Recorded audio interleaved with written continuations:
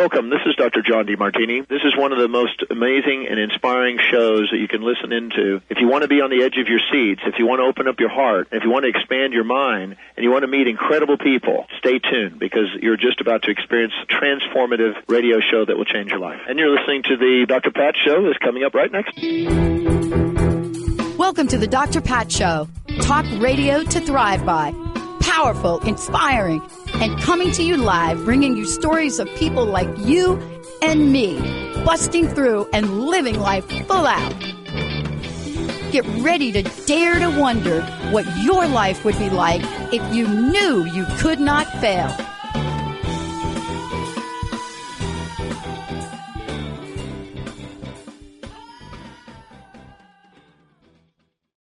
Hey, everybody, I want to welcome you. And for those of you out there, if you know anything about me, some of you have been listening to the show for over 20 years, 22 or so to be exact. And you know two things. You know that clip by John DeMartini I play in front of every show because nobody described it better than he did. We're always the last to really be able to talk about ourselves. And I find that very true of me. The second thing is I've got to thank Nick Johnson, who is an intern here from the Institute in Seattle, for helping us switch when the license is played. Our song was by Coldplay, Clocks. And when people went into the grocery store and they heard that, they thought of the show. However, licensing had us make a change. See, this is what we're going to talk about today. And Nick showed up with that song and gave us permission to play it. And I will be forever grateful for Nick and his band for doing that. Because today, Sharon de Ryck is going to be with me today. For those of you, just think about this. If you're Sharon, you are an intuitive, you're a Reiki master, you're a transpersonal therapist, you have been out in the world speaking and teaching, you're a storyteller, you know, the trauma release. Oh boy, do we need that now? And beyond all that, beyond animal communicator, blogger, writer, workshop developer, health and wellness expert, Sharon is somebody that shows up to help us understand the journey of becoming in this world. And today's topic is so perfect for me. I can't even believe that she picked this topic. And, you know, we're talking about become the architect of your life and master of the winds of change. Of course, this is the series. But here we go, Sharon. Welcome to the show, right? Thank you so much. I love how you introduced yourself with that, too, because I didn't know very much about how the show started. So that was a lovely intro. Thank you for sharing that. You know, I'm reminded by it because, and I want to talk to you about this because it's right in line with our topic today about the rapid change of technology causing rapid change in the world, changes in jobs. In the past, I'm going to say 3 months, it started with a brand that I created over 20 years ago. I made up the word, it's called Unstuckable. And believe it or not, there are people out there that saw me or heard me or read what I wrote about it. And what do you think they did? They picked up the brand and they created things. So now we're in a 3-month journey with the trademark people on that. And I've got a great, Jamaica is a great trademark legal attorney, right? And so we're in this world, but it doesn't stop there. We go on and we created another brand. And that brand, so what I'm looking at is in this world of transformation, it is rapidly changing and we have to keep up. And I am responsible for not keeping up with the rapidly fast changing world. I'm also a little bit naive sometimes. And so I don't think about those things, but I know what it's like. I know what it's like to implement downsizing. I work for AT&T, and we were the second in the United States to implement mass downsizing. Now, I know what that's like. I'm also was one of 7 to help break up the phone company. Little did I know that I'd be one of 7 to have to put it back together. And so in this world, even with those changes, I don't think we've ever seen what we're experiencing now. What do you think? No, we're not. Like, we have never done that. In fact, I worked for Motorola Canada. Motorola is an American firm with their head office in Schaumburg, Illinois. And I knew when I worked in human resources. So I knew whenever the plant was downsizing, they would call in the workers and they would let them go on a Friday afternoon. And that was horrific for me. That eventually my boss used to say, "Okay, Sharon, you can leave at 3 o'clock," because I knew how it impacted the lives of the people that were working in that plant. And some of them were husbands and wives. And the thing is, they had nothing to really go back onto. It wasn't like if they were going to go from that job to another job. So I can see where you're coming from with everybody is just at a standstill when something like that happens. And what happens too is their mind goes into a freeze. I don't know if you realize, Dr. Pat, that when people are let go from their jobs, it becomes something that they can't right away seem to acknowledge or understand what's going on in their lives. So it goes for a week or two before they realize that, hey, I got to make some money.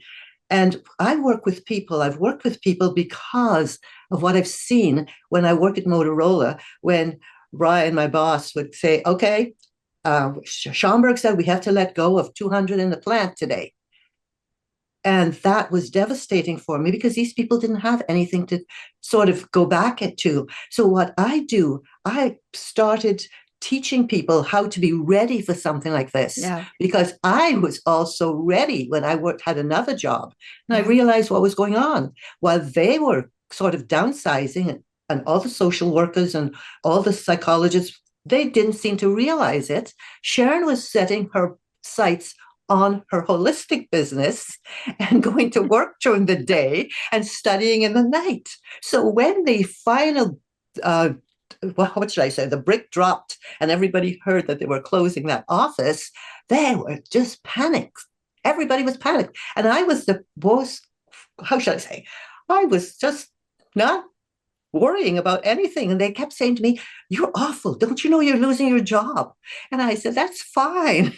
So when they gave me my, I call it a bronze parachute, I was able to open my business, my Yeah. Healing Path Center, and go ahead with it. So it is quite devastating what's happening today. And when I work with people, I try to have their mindset into such a way that, okay, so I'm here. I've got this big job now, but am I always going to be here? And this is what's happening, as we talked about the last time, with AI. AI is coming in and it's going to take over a lot of jobs. And people doesn't seem to realize that they have to start doing something else, or think about something else, or imagine what their life is going to be like in the next 5 or 10 years if they start really thinking about doing something different for themselves. You know, I was like you. I had always had a dream to go back to school, but I was learning different. And so, barely graduating high school, I started in the mailroom and worked myself up to a corporate executive position. When I was, let's say, I was challenged by the universe to make a decision of values. Was Mhm. I going to implement a downsizing program that was going to be about giving people a fair shot to start over, and then turned into, let's target all the senior people so we don't have to pay them a pension? I think an alien took over my body. That's the way I described it. And I looked in the mirror and I was unrecognizable to myself. And when I walked in, I looked at my boss and said, "I'm not firing Janine. It's not happening. You all need to be exposed." And I didn't look back after that. But I had this secondary game plan. I had gone to school. It took me 9 years to get an undergraduate degree.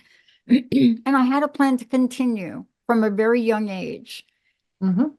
And so when that happened, my boss is trying to rip the badge off my neck, and I'm trying to dial Columbia to see if I'm still registered.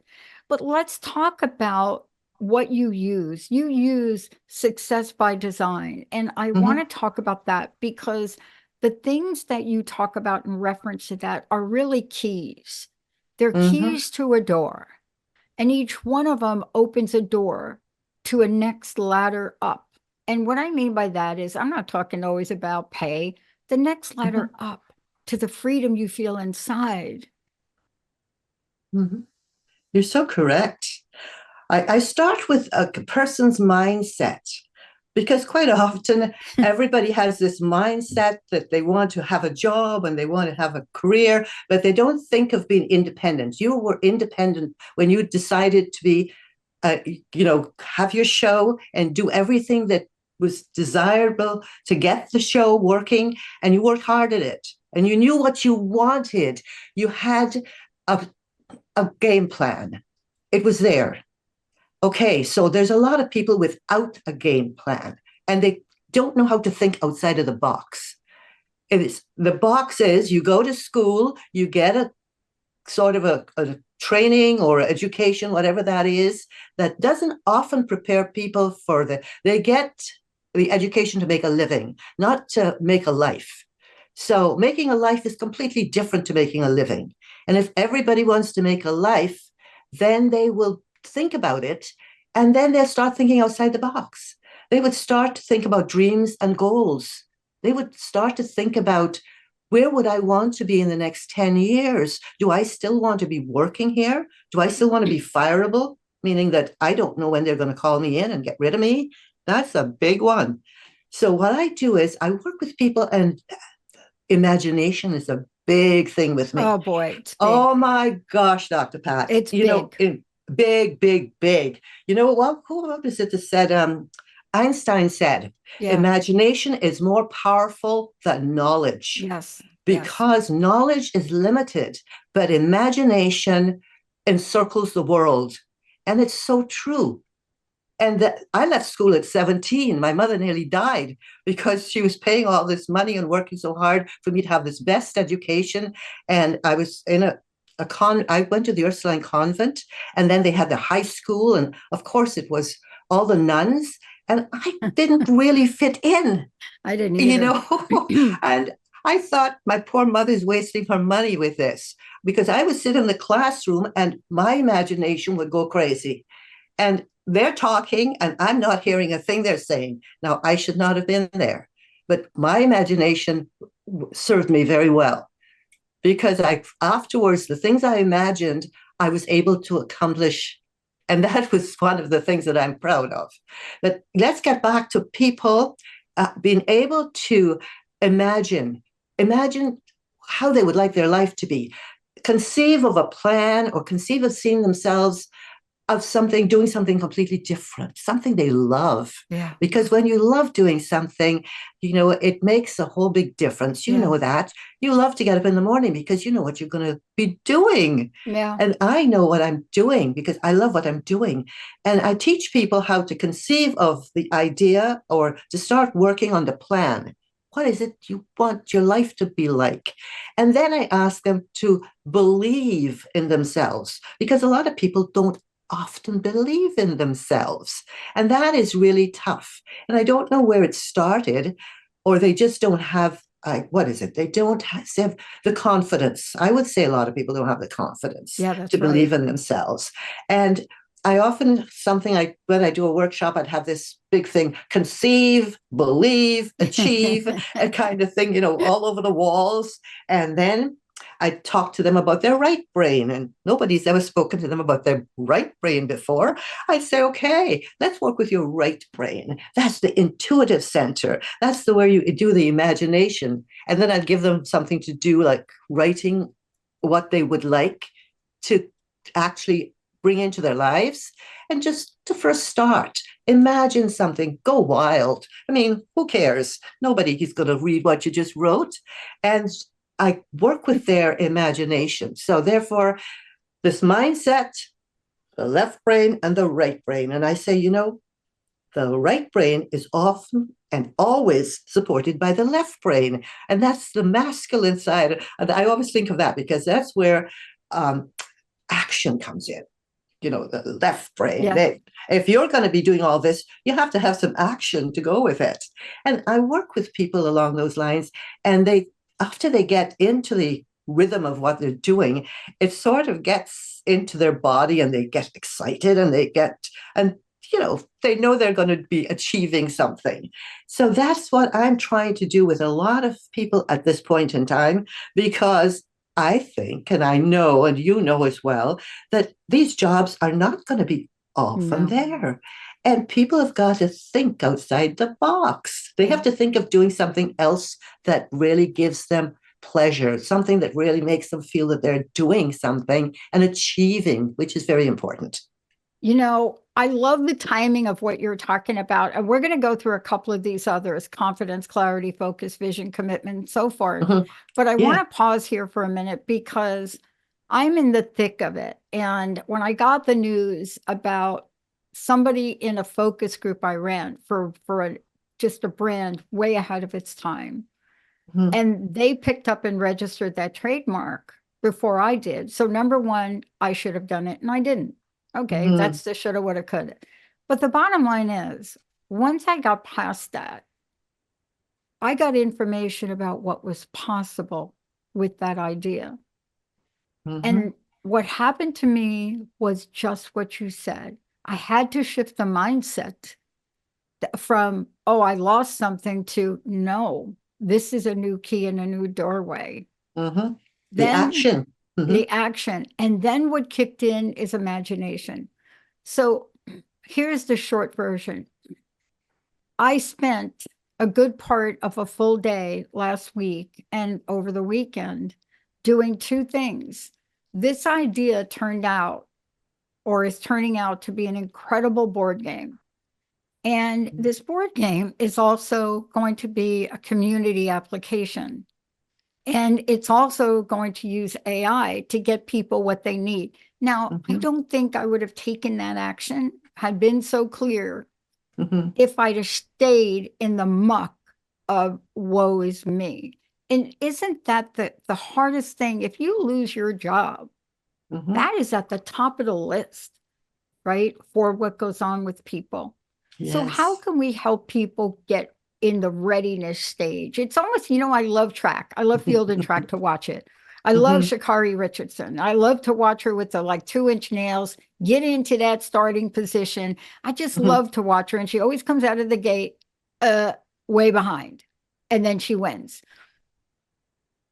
But I want people to know that if you feel like you've lost something and there's no replacement for it, how to tap in to their divine nature of what you're Mhm. talking about. Hmm. Yeah, that's very, very hard because they're in that woe is me attitude. And it takes a lot. And the thing that I found, Dr. Pat, is every person is so different to work with because their belief system also is so different. And, I get this thing, it's all well with you. Yeah, you can talk about that and that sort of thing I get. However, it's very important for me to work with them to get them to realize that they are the master of their lives. I often say to them, I said, you are the director, you are the producer, you're the actor of your life. Are you going to just sit back and let something like this take hold of you? Aren't you going to start doing something? What is it you would like to do with your life at this point in time? And then we go from there.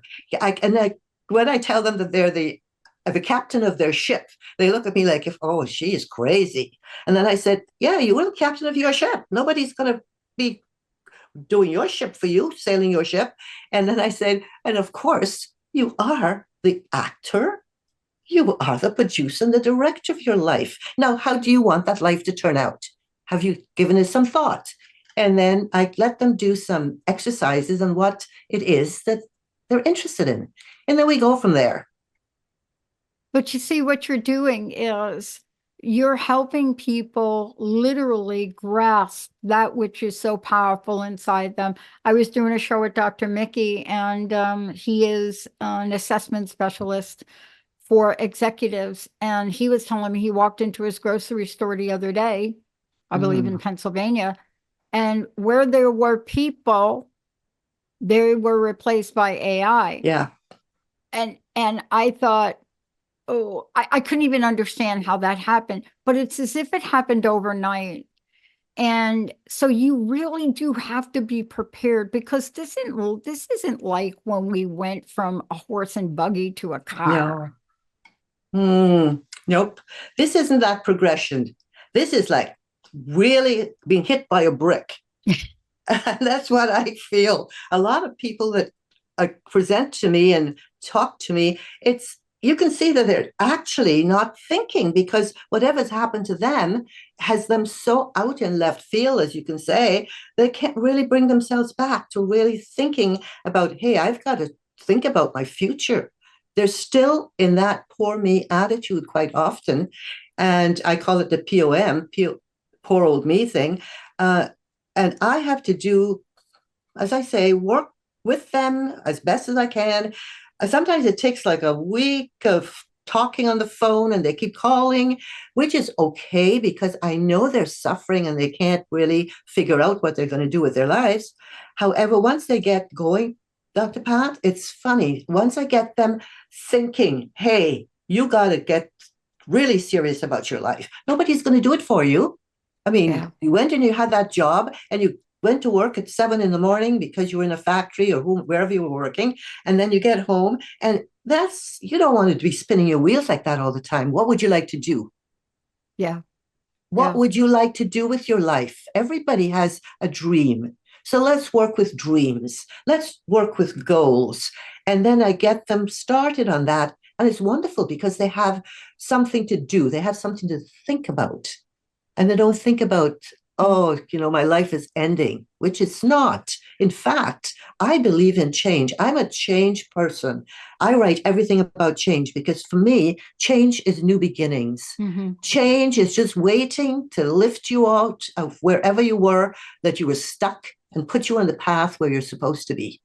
And a lot of people think I'm crazy again for that. Hey, I'm the poster girl for change. I mean, I have changed all my life. I picked up my family when I was 30 and my husband was 31. And with our suitcases, we left our house, we left our cars. He left the top job he was the head engineer for the sugar plantations, 2 huge sugar plantations where we were living. And we had everything. And when the government changed overnight, we said, okay, what do we do here? Do we want to stay here? No. So we applied for Canada, where all our family was living at the time, and we heaved and we got here. I don't sit there crying that I never went back to my home, that I gave up my car and I had to catch a bus. I never got a bus in my life. And I came to Canada, it was fun, jumping on a bus. So when I tell people about that, when they're telling me about their woes, and I said, and that's not all. I said, every step I did after that was change. And every change was more and more, took me towards my goals in life. And they say, well, that's you. And I get that quite often. I don't know if you would get that, Well, I think it's perfect because, I think there are those of us that got a very harsh dose of change. Me, when I was 17 and I found all my belongings on the lawn and I found out I didn't have a home. And so that I got a dose of what was possible. Now, I'm not saying that was an easy road, but I will say I didn't have to be on that road very long. But for today, what we're looking at is helping people understand and start thinking about this now. Look, I dialed the wrong phone number, but didn't hang up. However, I started the journey to change after that job, where I just draw a line. I drew a line in the sand. I was 6 months away from a pension and I drew a line in the sand and I'm saying I can't. And when you tell your boss you can't, you get fired. Yeah, you do. That's right. Did you get fired? I did get fired. But all I kept thinking about as she's trying to rip the badge off my neck is my application at Columbia. That's all I could think about. I had to get to a phone because, see, that was a path I've always wanted to be on. I wanted to learn. I wanted to study. And here we are today, you and I, to take that message out in the world to say, we have some ways, you especially, you can help them. What is the best way for people to work with you, to find out about these ways? Yes. They work with me in the form of what I call I work with the imagination, I work with confidence, and I sort of instill in them a lot of confidence in themselves. I have to start out with confidence because that is something that people lack after they're fired or after they lose everything they've got. All of a sudden, their confidence is gone. And I work with them and I make sure that they can see there's a path ahead, maybe a lot better than what they've even been doing or how they've been living. And I work with them with so many different things. But one of the things, Dr. Pat, that I have found it really works well, and I have to say, I'm not an astrologer. And I love that show that you did with that astrologer the other day. I was just thrilled. But I do dabble in it a little with my clients. And with that, I work with something called The Life You Were Meant to Live. And it works. I know you probably know it's a Dan Millman wrote the book on that. Yeah, Dan Millman. Yes. And what it is, I work with their date of birth and the day they were born, the month and the year. And when I get all the numbers together, then I can see what they are here to achieve. Yeah. And it's interesting because people who end up in a job, let's say in the radio or speaking, they often have threes, the number 3 in their life purpose. And people like myself who are very helpful and like to be all there, being there for people, we have the zeros, the inner gifts of being able to change and I can shift from one to the other when I'm working with somebody. I can shift from somebody who's totally confident to somebody who is not confident. And that's a gift because I now know my life purpose. Yeah. So I work with their life purposes and it blows their minds because a lot of them have never even known what a life purpose is. And then I ask them for of course, I've got their date of birth and I work that out and I say, well, blah, blah, blah. I don't know anything but the north node or the south node, which is something that most astrologers, and it's very important, but I'd say, look, according to your life purpose and according to your birth date and your astrology chart, have you thought about doing such and such a thing? And then somebody would say to me, one or two would say, yes, but that costs money. Yeah. So I want to pause right there because that's a place that people need to. I was talking to somebody. I want to pause there and make sure people have your website because if people are at that point and they really want to move forward, you better take that leap of faith because there are these moments in time where we get an invitation. How do we find out? What is your website? My website is Sharon de Ryck. That's Sharon, DERYCK.com. And that, you know why I got that. That was the easy website. And it just leads everyone into my normal website, which is Healing Path Center, because that one was a bit too convoluted for everybody to find. So that was lovely. Thank you for that again. You're welcome. And I want to say to everybody, thank you for tuning us in. We're going to be back, but you're looking at two people that know a lot about change. The difference between us is Sharon helps other people get through it masterfully. So please, I know where you are. The pandemic shook everything up and you're still trying to find your footing. Please don't do it alone. Sharon, thank you for today. Thank you so much. Thank you. Thank you all for tuning us in, turning us on. Can't wait till next time. See you soon. See you soon. Thank you.